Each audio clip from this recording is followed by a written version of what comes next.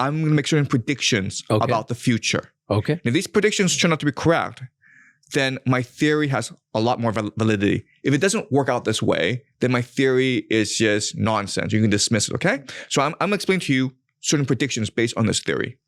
My first major prediction is Trump will get a third term. This is crucial. How? But he won't. It's not allowed, right? America has something called the 22nd Amendment. The 22nd Amendment is explicit and says that a president can only serve for 2 terms. Yes. Okay. Also, the Second Amendment says that if you're a vice president and you inherit the office for more than 2 years, you can only run for 1 more term. But if you inherit the office for less than 2 years, you can run for 2 terms. So what the Second Amendment says is a president can only serve 2 terms, and any person at most can serve no more than 10 years. Okay? That's the Second Amendment. Sorry, that's the 22nd Amendment. There is nothing in the Constitution that says that a president cannot run as vice president, and then the president resigns and he becomes the president. There's nothing in the Constitution that forbids this. It would be insane, dangerous, evil for Donald Trump to run as vice president in 2028, but it would not be illegal for him to do so. So you believe that Trump's going to run and he's going to get it? I think Trump will get a 3rd term, and there are different pathways for him to get to that point. He could run as vice president in 2028, or he could declare martial law and suspend the Constitution because of the Emergency War Powers Act. There are lots of things he can do. Yeah. But I think he'll get a 3rd term. I don't believe it will happen. Okay. We'll see. Okay. Right? Yeah. If it doesn't happen, I am just as relieved as you are. Yeah. Because the world is not as crazy as I think it is. All right. It's like, good. Yeah. Right. Donald Trump is gone. And that's 80 years old, right? Exactly. I think this is not going to happen. This will be nonsense. Okay. Well, I put it out there. Okay. So we'll wait 2 years and see what happens in 2 years' time. Because we'll know in 2 years' time. And again, I am praying for this not to happen, because you can imagine what a dumpster fire it would be if it were to happen, right? It would be civil war in America if this were to happen. Okay, that's number 1, my first prediction. My second prediction is there will be a ground invasion, a United States ground invasion of Iran. Wait. United States will invade Iran? Yes. Boots on ground. Why do you say so? Because for Israel to achieve the Greater Israel Project, Israel needs both the United States and Iran destroyed, right? They need United States destroyed. Why? Because the United States right now is a major power in the Middle East. And the United States is aligned with all actors in the Middle East, including Egypt, including Turkey, including Israel, including Saudi Arabia, including Qatar, UAE. All these countries are American allies, right? But Israel wants to be the top dog in the Middle East in order to achieve the Greater Israel Project. It's talked about invading Egypt. It's talked about invading Turkey. It's talked about invading Saudi Arabia. As long as the United States is in place, Israel can't do that, right? So Israel, in order to achieve the Greater Israel Project, needs to create a situation where the United States and Iran destroy each other in a conflict. And the best way to do that is by having the United States commit boots on the ground in Iran. Again, this is crazy. I'm like you. I'm praying this doesn't happen. But if it were to happen, you have to ask yourself, why would the Americans do something so stupid and insane and suicidal as send boots on the ground? Okay, that's my second prediction. Okay. And my third prediction is this. The Al-Aqsa Mosque is destroyed. In order for Israel to build the third temple, they need the foundation stone that the Al-Aqsa Mosque right now stands on. They need that site. So they need to destroy the Al-Aqsa Mosque in order to build the third temple. Really? They have no choice. Why would they do so? According to the Kabbalah, the only thing that matters is the Jewish relationship to God. Everything else, nuclear war, an Islamic crusade, doesn't matter. It's not a factor. All that matters is your personal faith in God. And God will have the answer for everything. See, for this to happen, they'll have to figure out a way to beat America. No. And destroy America as well. Because they won't let any of this happen. Okay. So let's imagine what a ground invasion means. A ground invasion would mean a national draft in America. Because how else could you have the forces necessary in order to fight this war in Iran? You would need a national draft.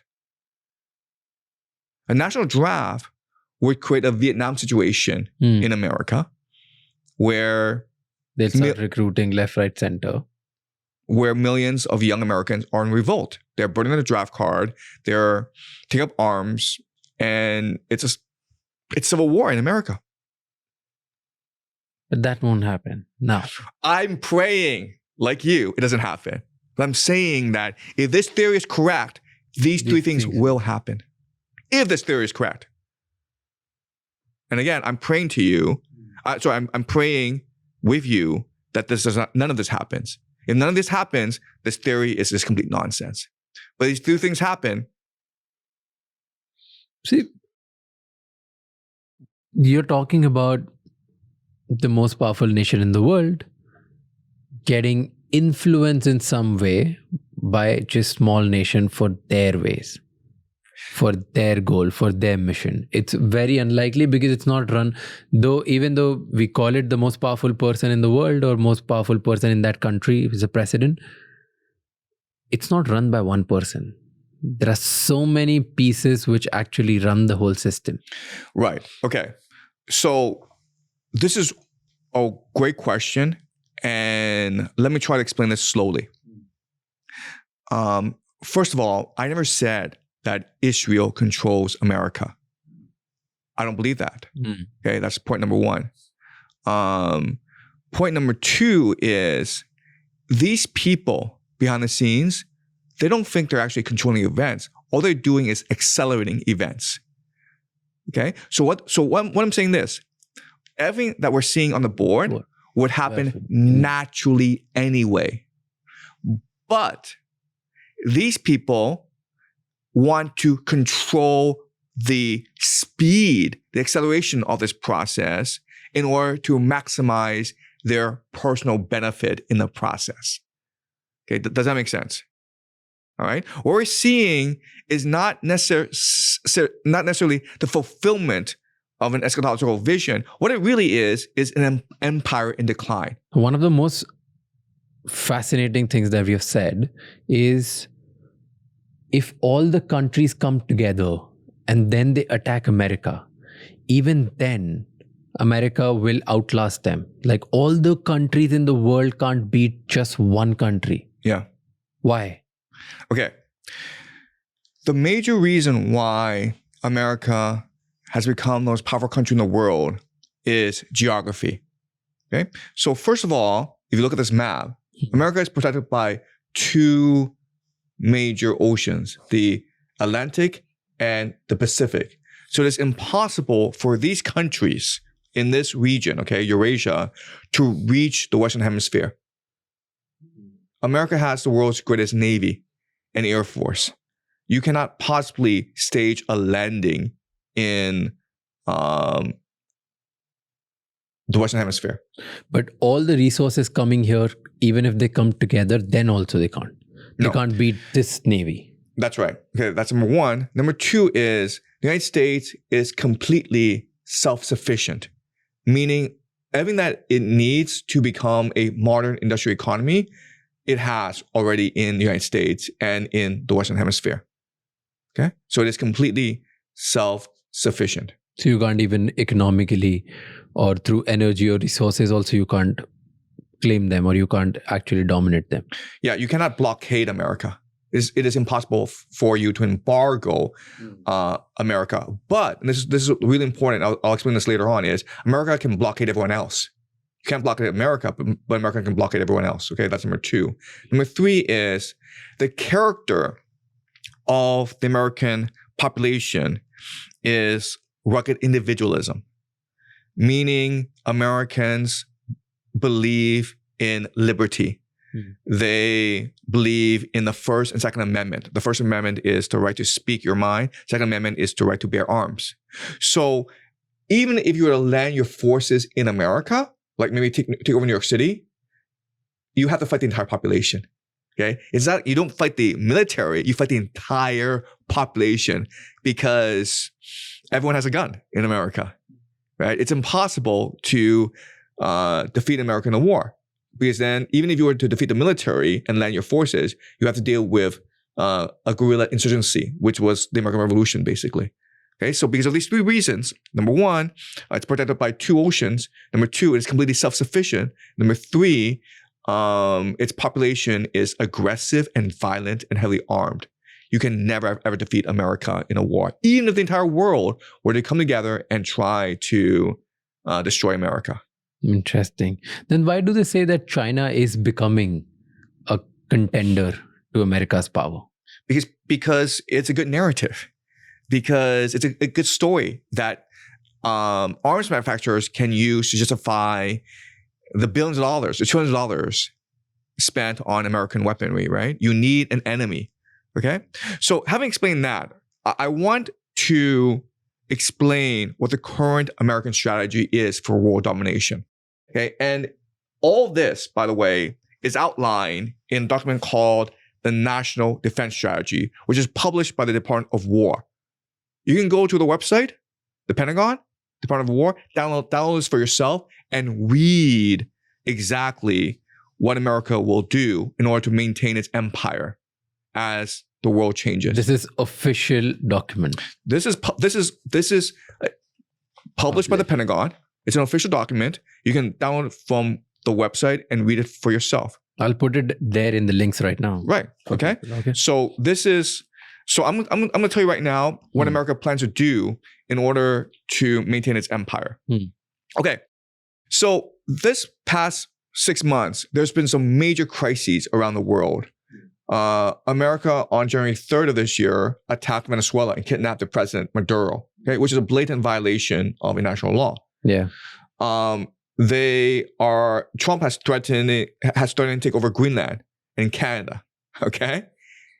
He's threatened to bomb Mexico and Colombia, right?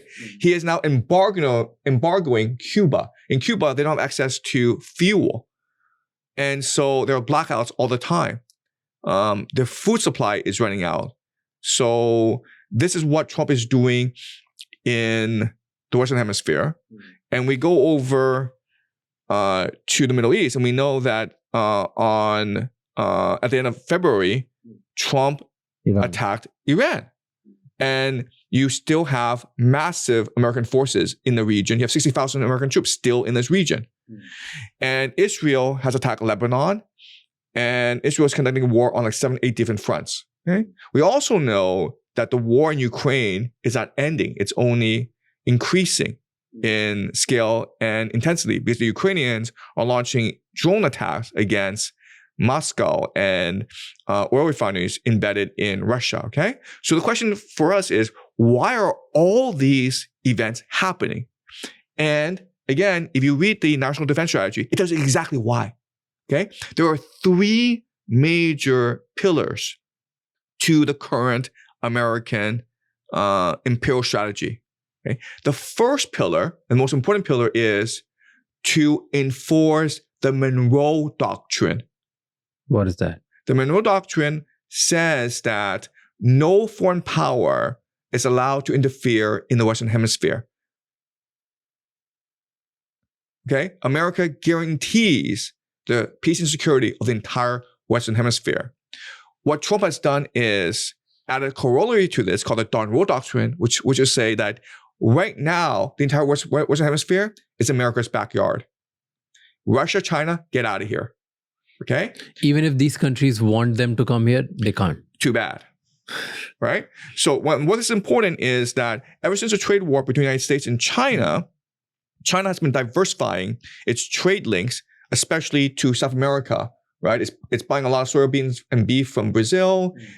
This is called the lithium triangle, okay? Bolivia, Peru, Chile, because they provide most of the world's lithium, which is what you need for semiconductors EVs. And EV, right? So China is putting ports all around this region. And what the United States is saying is, China, if you want to trade with any nation in the Western Hemisphere, you have to pay us a fee. Okay? We are now the mafia. You have to pay a toll in order to access the resources of the Western Hemisphere. Okay? So that's pillar number one. The entire Western Hemisphere now belongs to America. And that's why Trump is threatening Canada and Greenland. And that's why Trump attacked Venezuela and is embargoing Cuba and is now threatening Mexico and Colombia. Okay? Because all this is considered American territory. That's pillar one. Okay. Pillar two is America doesn't have the ground forces necessary to control the world. So instead, you control the world's maritime choke points. Right? And what are these maritime choke points? Well, they are the Strait of Malacca. Okay? This is probably the most important maritime choke point. Right? You have the Strait of Gibraltar. You have the Arctic route. Okay? You have the Cape of Good Hope, and you have the Strait of Hormuz. Okay, the reason why you control, this is the Strait of Hormuz. The reason why you control these maritime choke points is the world trades primarily by sea because that's just the cheapest way to trade, right? Now, if you control all the world's choke points, they have to pay you a fee in order to trade. Especially China, right? That's pillar number two. Pillar number three is create conflict in Eurasia. Why? Because if there's no conflict, Russia, China, and Iran would get together and says, screw America, let's just build railways and trade amongst ourselves. Once they do that, India, Europe, the Middle East, Africa, all join together to create this Eurasian trade bloc that ignores America. Right? So to prevent this from happening, you have to create as much conflict as possible in Eurasia in three major places. The first place, of course, is between Europe and Russia. Right? That's the first conflict. Second conflict is the Middle East, between Iran and Israel. The third conflict is between Japan and China. And when these conflicts happen, every nation in the world is now dependent on the Western Hemisphere for three things: armaments, resources, and financing. Right? And that's a grand strategy in place. Simple and effective. But why specifically China and Japan? I didn't understand that part. Right. So right now, America is in East Asia guaranteeing peace and security. And East Asia is the most dynamic part of the global economy. And they're able to do this because there's peace, right? America doesn't want that. First of all, America doesn't want to show the cost of ensuring peace. And second of all, the United States wants to stop the rise of China. And the way you do that is you encourage Japan to come into conflict with China, and you become the mafia boss. You become the mafia don that seeks peace between these two nations, right? So rather than the United States confront China directly, you do it for a proxy Japan. And what we're seeing is Japan is signing military agreements with the Philippines, India, and Australia. And together, they're going to form an alliance to blockade China. Thank you so much for watching this episode till the end. We would love to know what you liked or disliked about this episode, and which guest you would like to see again on this show, or which are the new guests that you want to see. Let us know in the comments. Your feedback helps us improve and make every episode a little better. I'll see you the next time. Until then, keep figuring out.